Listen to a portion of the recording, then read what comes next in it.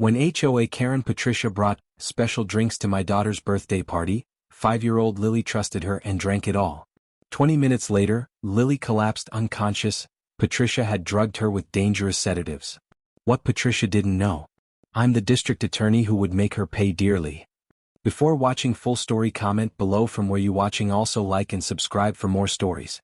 The call came at 3:15 p.m. on what should have been a perfect Saturday afternoon. I was reviewing case files when my phone rang with a number I didn't recognize. Mr. Thompson? This is Dr. Patricia Williams at Children's Hospital.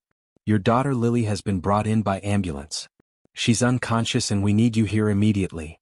My blood turned to ice. Lily. My precious 5-year-old daughter with a bright smile and infectious laugh.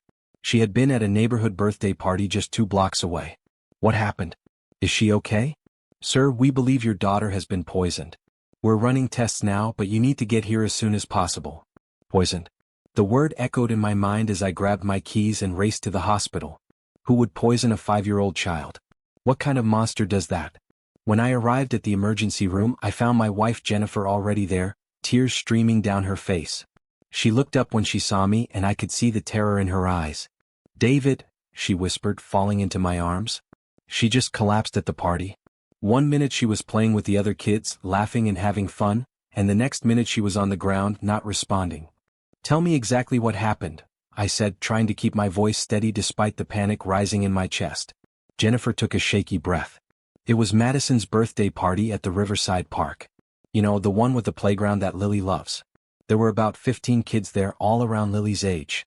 Everything was normal at first. She paused, wiping her eyes. Then that horrible woman showed up. What woman? Patricia Whitman. The HOA president from Madison's neighborhood. The one everyone calls the neighborhood Karen.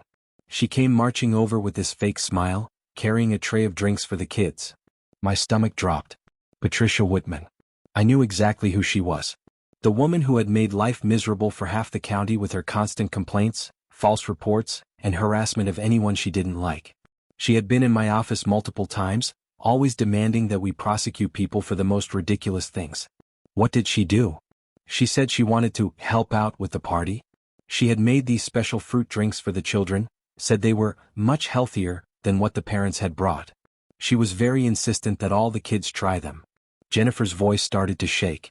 Lily didn't want to drink it at first. She said it tasted funny, kind of bitter. But Patricia kept pushing, telling her it was good for her, that she needed to drink it all up like a good girl. I felt my hands clench into fists. The image of this woman forcing my daughter to drink something that would hurt her made my blood boil. Most of the other kids didn't drink much of theirs, Jennifer continued. They were too busy playing. But Lily, you know how polite she is, she finished the whole cup because the lady told her to. My heart was breaking.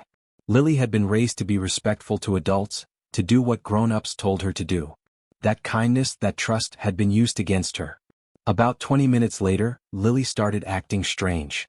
She was dizzy, stumbling around. Then she said her tummy hurt really bad. Before anyone could react, she just collapsed. Where was Patricia when this happened? Gone. She left right after giving out the drinks. Said she had important HOA business to attend to. When Lily collapsed, no one could find her anywhere. Dr. Williams appeared in the hallway, her expression serious but not panicked, which gave me a small measure of hope. Mr. Thompson, Mrs. Thompson, she said, approaching us. I have an update on Lily's condition. We both stood up, holding hands tightly. The good news is that Lily is stable. However, we've confirmed that she was indeed poisoned. The blood tests show high levels of sedatives and what appears to be anti-anxiety medication in her system. These are not drugs that should ever be given to a child, especially not in the amounts we detected. But she's going to be okay? Jennifer asked, her voice barely above a whisper. She's going to be fine, but it was a close call.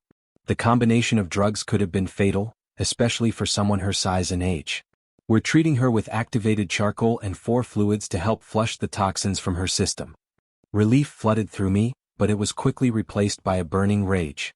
Someone had deliberately tried to harm my daughter. Not just harm her but potentially kill her. Can we see her? I asked. Yes, but she's still unconscious. The drugs will take several hours to work their way out of her system. Walking into that hospital room was the hardest thing I'd ever done. Lily looked so tiny in that big hospital bed, surrounded by machines and 4 lines. Her usually rosy cheeks were pale, and her breathing was shallow but steady. I sat beside her bed and took her small hand in mine. "Daddy's here, sweetheart," I whispered. "You're safe now." Jennifer sat on the other side, gently stroking Lily's hair. We stayed there for hours, just watching her breathe, praying that she would wake up soon. While we waited, I called Detective Sarah Martinez, someone I had worked with for years and trusted completely. "Sarah, I need your help. Someone poisoned my daughter, and I need this investigated immediately." "Oh my God, David. Is Lily okay?" "She's stable, but someone deliberately put drugs in her drink at a children's birthday party. I can't handle this case myself due to conflict of interest, but I need to know everything." "Of course. I'm on my way to the hospital now. Do you have any idea who might have done this?" "Patricia Whitman, the HOA president from Riverside Estates.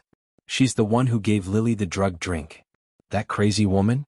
I've dealt with her before. She's filed more false police reports than anyone else in the county. Well, now she's graduated to poisoning children. I want her arrested immediately. I'll handle it personally. Don't worry, David. We'll get justice for Lily." Over the next few hours, as we waited for Lily to wake up, Sarah kept me updated on the investigation. The evidence was overwhelming. Multiple witnesses had seen Patricia giving Lily the drink and insisting she finish it. The other children who had only sipped their drinks were all fine, but traces of the same drugs were found in the remaining liquid in the cups Patricia had brought. "We searched her house," Sarah reported. "Found bottles of prescription sedatives and anti-anxiety medication. Some were prescribed to her, others to her deceased husband. She's been hoarding them for months. Why would she do this? Why would she want to hurt innocent children? According to the neighbors, she's been complaining about the kids in the area for weeks. Said they were too loud, too disruptive. She'd been threatening to do something about the noise problem if the parents didn't control their children better. The more I learned, the more horrified I became. This woman had decided that children playing and having fun was such a problem that she would drug them to make them quiet. The fact that she could have killed them didn't seem to matter to her. At around 8 p.m., Lily finally started to stir. Her eyes fluttered open and she looked around the room with confusion. "Mommy? Daddy?" she whispered, her voice hoarse and weak. "We're here, baby," I said, leaning down to kiss her forehead. "You're safe now." "I don't feel good," she said, trying to sit up. "My tummy hurts and I feel all dizzy." "I know, sweetheart. You got sick at the party, but the doctors are taking good care of you. You're going to be just fine." "The lady at the party," Lily said, her voice getting smaller. "She made me drink that yucky juice. I told her it tasted bad, but she said I had to drink it all." My heart broke hearing my daughter describe what had happened. She had trusted an adult, done what she was told, and nearly died because of it. "You did nothing wrong, baby," Jennifer said, tears streaming down her face. "That lady was very bad and she shouldn't have given you that drink." "Is she going to come back?" Lily asked, fear creeping into her voice. "No, sweetheart," I said firmly. "She's never going to hurt you or any other children ever again. Daddy's going to make sure of that." The next morning, Patricia Whitman was arrested at her home. According to Sarah, she showed no remorse whatsoever. In fact, she seemed proud of what she had done. She told us that the children in the neighborhood were out of control, and that their parents weren't doing anything about it, Sarah reported. She said she was just trying to calm them down, so the adults could have some peace. She drugged a 5-year-old child and nearly killed her, and she thinks that's justified?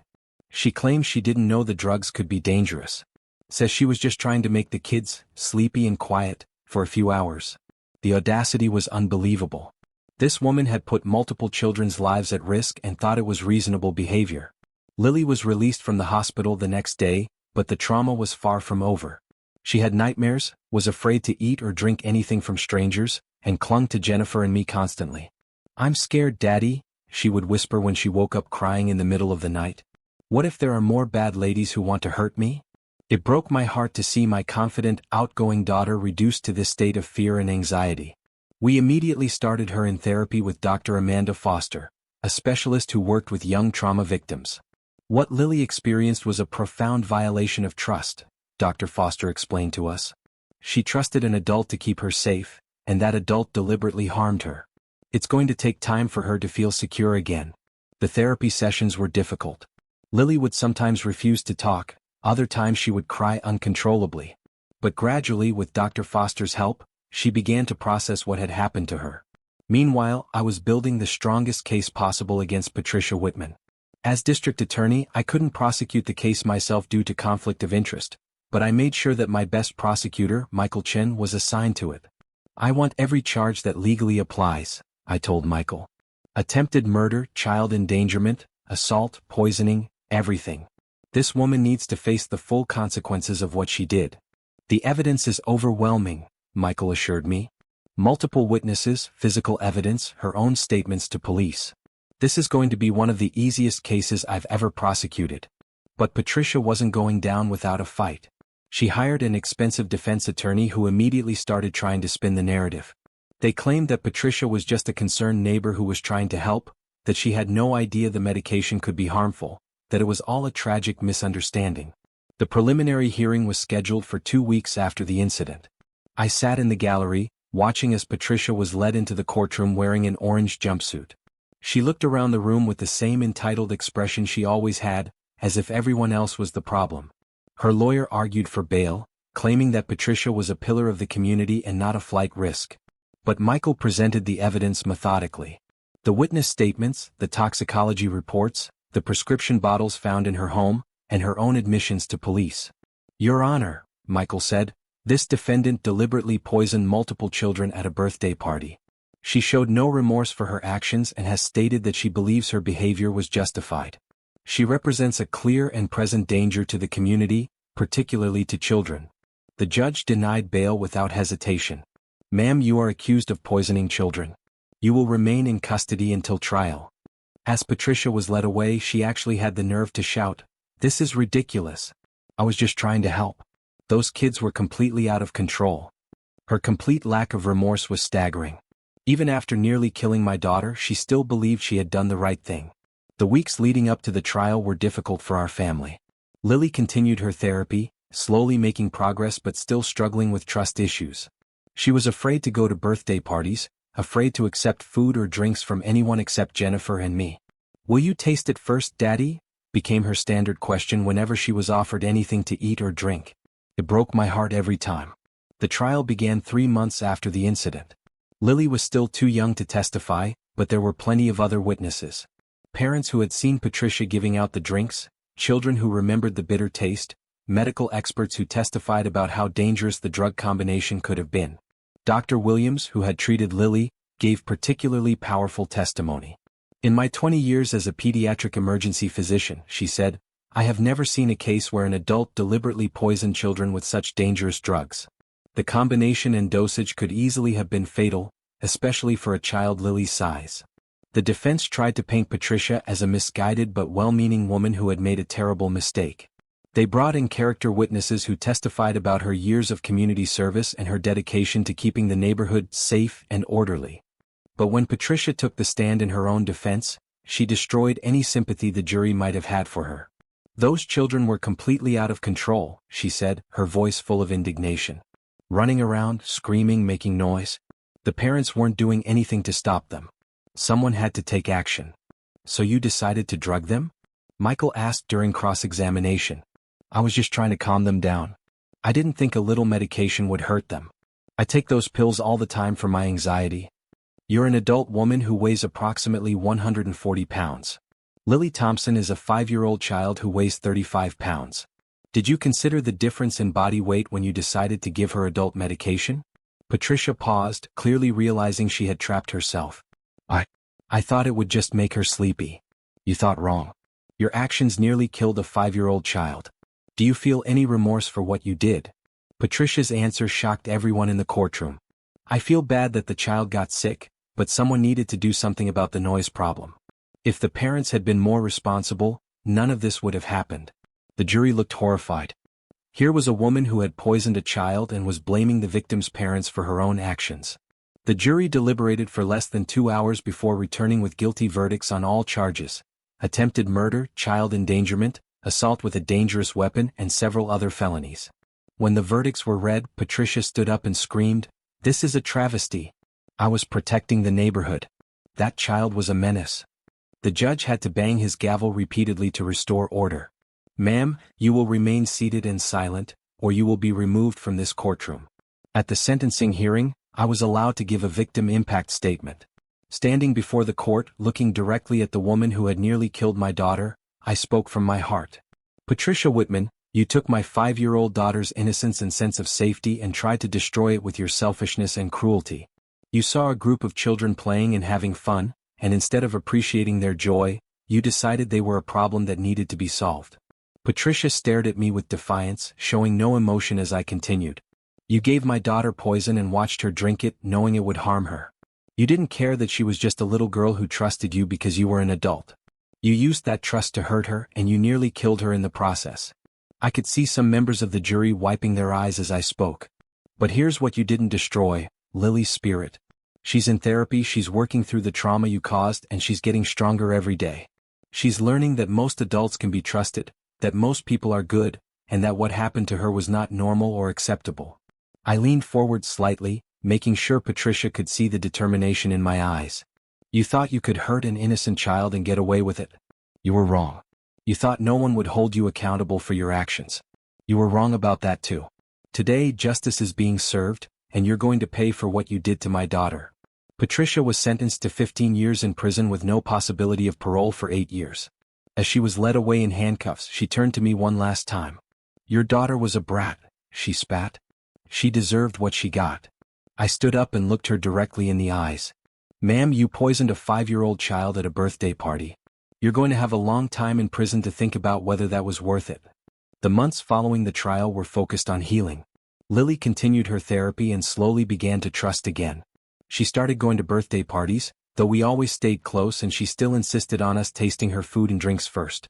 I want to help other kids who got hurt by bad grown-ups, Lily told Dr. Foster during one of her sessions. I want them to know that most grown-ups are good, and that the bad ones go to jail. Dr. Foster was amazed by Lily's resilience. She's one of the strongest children I've ever worked with, she told us. What happened to her was terrible, but she's determined not to let it define her life. Lily's recovery became an inspiration to our whole family. She started speaking at events for other trauma survivors, sharing her story in simple terms that other children could understand. A bad lady hurt me, she would tell groups of children and their parents. But my mommy and daddy made sure she couldn't hurt anyone else. And now I'm okay, and you can be okay too. Her courage and determination amazed everyone who met her. Local news stations picked up her story, and she became a symbol of resilience and hope for the community. A year after the incident, we established the Lily Thompson Foundation to help other families dealing with crimes against children. The foundation provides therapy, legal assistance, and support services for young victims and their families. Every child deserves to feel safe, Lily said at the foundation's launch event, speaking into the microphone with more confidence than many adults. And when bad people hurt kids, good people need to help make it better. The foundation grew quickly, helping hundreds of families across the state. Lily remained actively involved, always eager to help other children who had been through traumatic experiences. During the first year of the foundation's operation, we handled over 200 cases. Children who had been abused, neglected, or traumatized in various ways found support and healing through our programs. Lily insisted on meeting many of these children personally, despite her young age. I want them to see that someone like them got better, she would tell me. I want them to know they're not alone. One particularly memorable case involved a 7-year-old boy named Marcus who had been poisoned by a babysitter. His parents contacted our foundation after hearing about Lily's story. When Marcus met Lily, he was still afraid to eat or drink anything. I was scared too, Lily told him gently. But look at me now. I'm not scared anymore, and you won't be either. It just takes time. Marcus's mother later told us that meeting Lily was the turning point in her son's recovery. She showed him that he could be brave, that he could overcome what happened to him. These interactions gave Lily a sense of purpose that amazed everyone around her. Dr. Foster noted that helping other children was actually accelerating Lily's own healing process. When children become advocates for others, it empowers them in ways that traditional therapy alone cannot achieve, Dr. Foster explained. Lily is transforming her trauma into a source of strength not just for herself, but for countless other children. The foundation also worked on legislative changes. I used my position as district attorney to push for stronger laws protecting children from predators and better training for first responders dealing with crimes against children. Every case we handle teaches us something new about how to protect children better, I told the state legislature during a hearing on child protection laws. My daughter's case showed us how someone can hide in plain sight, using their position in the community to harm children. The legislature passed several new bills based on our recommendations, including mandatory reporting requirements for anyone who works with children and enhanced penalties for crimes involving the deliberate poisoning or drugging of minors. Meanwhile, Patricia's time in prison was not going well. According to my contacts in the corrections system, she had been involved in several altercations with other inmates. Apparently, even hardened criminals didn't appreciate someone who hurt children. She's not adapting well to prison life, Sarah told me during one of our regular updates. She still maintains that she did nothing wrong and that everyone else is the problem. I felt no sympathy for her. She had made her choices and now she was living with the consequences. As Lily grew older, her involvement with the foundation became more sophisticated. By age 7, she was helping to design therapy programs specifically for young children. Her insights, drawn from her own experience, proved invaluable. Adults talk too much, she observed during one foundation meeting. Kids who are scared don't want to hear long explanations. They just want to know they're safe and that someone believes them. This observation led to the development of our Safe Space program, where trained volunteers would simply sit with traumatized children, offering comfort without pressure to talk or explain what had happened to them. The program was revolutionary in its simplicity and effectiveness. Children who had been unresponsive to traditional therapy began to open up when they felt truly safe and unpressured. Lily's 7th birthday party was held at our foundation's new headquarters. Instead of presents, she asked guests to donate toys and books for other children we were helping. The response was overwhelming. "This is the best birthday ever," Lily declared as we loaded boxes of donations into the foundation's storage room. "I love helping other kids feel better." Jennifer and I exchanged glances over Lily's head. Our daughter had been through hell, but she had emerged with a compassion and strength that humbled us both. During Lily's 2nd year of elementary school, her teacher, Mrs. Rodriguez, called us in for a conference. "I wanted to talk to you about Lily's behavior in class," she said, and my heart sank. Was the trauma finally catching up with her academically? But Mrs. Rodriguez smiled. "She's become the class protector. Whenever a child is upset or scared, Lily is the first one to offer comfort. She seems to have an intuitive understanding of how to help other children feel safe." She went on to describe how Lily had helped a new student who was afraid to speak English, how she had comforted a classmate whose parents were getting divorced, and how she had stood up for a boy who was being bullied. "She's remarkable," Mrs. Rodriguez said. "In all my years of teaching, I've never seen a child with such emotional intelligence and empathy." That evening, I asked Lily about her behavior at school. "Some kids are sad or scared," she said matter-of-factly. "I know what that feels like, so I try to help them feel better." "You don't have to take care of everyone, sweetheart," I told her. "You're still just a little girl yourself." "But I like helping," she insisted. "It makes me feel strong." As Lily entered 3rd grade, the foundation expanded to include educational programs for schools. Lily helped design age-appropriate curricula to teach children about personal safety without frightening them. "Kids need to know about stranger danger, but they also need to know that most adults are good," Lily explained to a group of school administrators. "And they need to know that if something bad happens, it's not their fault." Her presentation to the school board was so compelling that they approved the program for implementation in all elementary schools in the district. The program's success led to requests from other districts across the state. Soon, Lily's safety curriculum was being used in schools throughout the region. On the 3rd anniversary of the poisoning, we held a memorial service not for what was lost, but for what was gained. Hundreds of families whose children had been helped by the foundation attended. 3 years ago, someone tried to hurt our daughter, I told the assembled crowd. But look what came from that terrible act. Hundreds of children have been helped, laws have been changed, and communities are safer. Lily, now 8 years old, took the microphone with the confidence of someone much older. "Bad things happen sometimes," she said, her voice clear and strong. "But we don't have to let bad things make us bad people. We can choose to help others instead." The audience gave her a standing ovation that lasted several minutes. There wasn't a dry eye in the house. After the ceremony, Dr. Foster pulled Jennifer and me aside. "I need to tell you something," she said.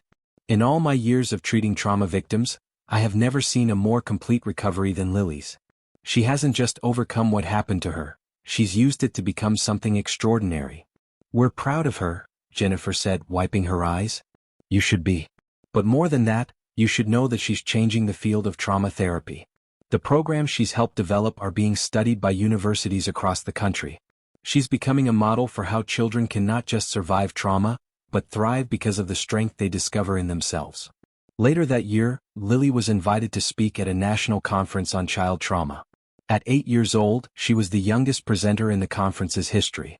"I used to be scared all the time," she told the audience of doctors, therapists, and social workers. "But then I realized that being scared was keeping me from helping other kids who were scared too. So I decided to be brave instead." Her presentation was met with thunderous applause. Several attendees told us afterward that Lily's speech had fundamentally changed how they approached their work with young trauma victims.